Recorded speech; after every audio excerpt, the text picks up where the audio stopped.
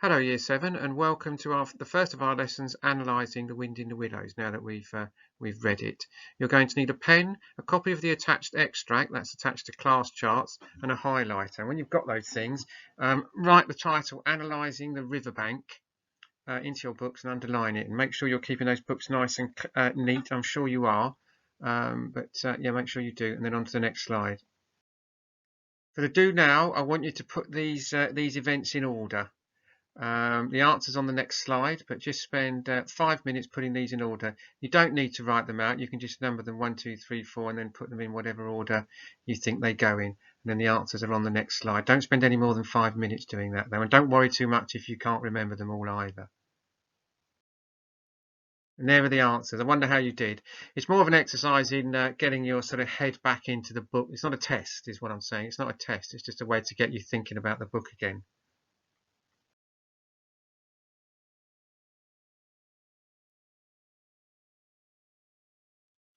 Right, what do we know about the mole from the first few pages of the novel? So reread from page 1 to 4 to the line that finishes to the insatiable sea. What is he like? What was he doing at the start of the book? What does he make of the river? Why might he be so bewitched, entranced and fascinated? I'll put the answers up in just a minute. And there we are. He's exhausted from a morning of hard work. He abandons his work midway through, suggesting he doesn't always think things through as he leaves without a coat. He feels called to the surface, almost like he can sense an adventure ahead. He is very excited to have escaped his work. He is rude to the rabbits. He is amazed when he sees a river. He's never seen one before. Right, let's look at the riverbank now. Listen as I reread this description and think about how the river is described. He thought his happiness was complete when, as he meandered aimlessly along, suddenly he stopped by the edge of a full-fed river. Never in his life had he seen a river before.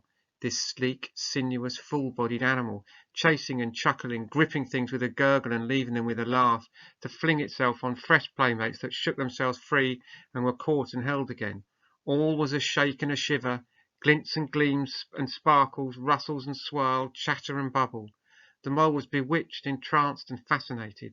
By the side of the river he trotted as one trots, when very small, by the side of a man who holds one spellbound by exciting stories, and when tired at last he sat on the bank, while the river still chattered on to him, a babbling procession of the best stories in the world, sent from the heart of the earth to be told at last to the insatiable sea.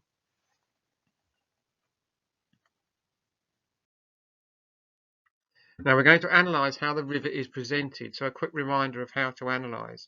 This question requires us to practice our analytical skills. This means we need to be able to select quotations to explore, apply relevant literary terminology, explore the effect of individual word choices. So effectively, Year 7, it's a pure paragraph, but if you can include terminology like is it a metaphor, is it a simile, or whatever. And on the right hand side there, look, I've listed structural devices and language devices. So just have a look at that, make sure you understand what's going on. It's not actually asking you to do anything, and you can come back to this slide when we move forward. Right, this is a model of how to annotate. So you've got your extract from the book there, and this is one that I've done, which is annotating this particular quote. All was a shake and a shiver, glints and gleams and sparkles, rustles and swirl, chatter and bubble. Right, so here we are. I've done 4 things there. Listing of many verbs showing the river is incredibly active, a real sense of movement that draws the eye of the mole. He is understandably captivated. So it's the listing of those verbs, a shake and a shiver, glints and so on. And then use of alliteration, which is when consecutive words start with the same letter to create an effect. Use of alliteration emphasizes the eye-catching nature of the river's movement, glints and gleams. Here we are. The verbs that chatter and bubble. The verbs chosen focus on actions and noise. We can imagine the sound of the river as constant. Chatter is, of course, personification.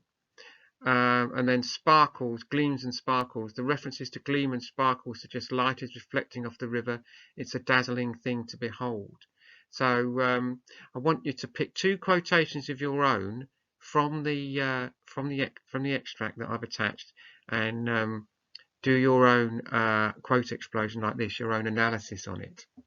Now, all I want you to do, Year 7, is have a go at it. If you're struggling with it, drop me an email if you're really stuck. But the best thing to do is to have a go, because it's very early days in your analytical career. So you might want to go back over this slide, listen to it a bit more again, have a look at it, see what it is that I've done, and then pick 2 quotes of your own and do an analysis on those 2 quotes. So now you've annotated your extracts and picked out a few quotations then you've explored them in detail. We should now be, or possibly be ready to have a go at answering an exam-style question. How is the river presented in this description? That's the question. How is the river presented in this description? The next, I'm going to give you another piece of description to look at. The next 2 slides will give you some tips as to how you might write your answer. Now here we are. Here's the question. How is the river presented in this description?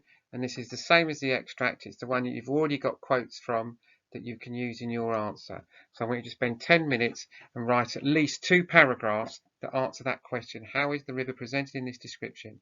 So you answer it, you have your evidence, which you've already selected, then you do your close word analysis, then they talk about the effect it would have. If you can do 4 paragraphs, that would be brilliant, but 2 will be fine. You've got 10 minutes to do that.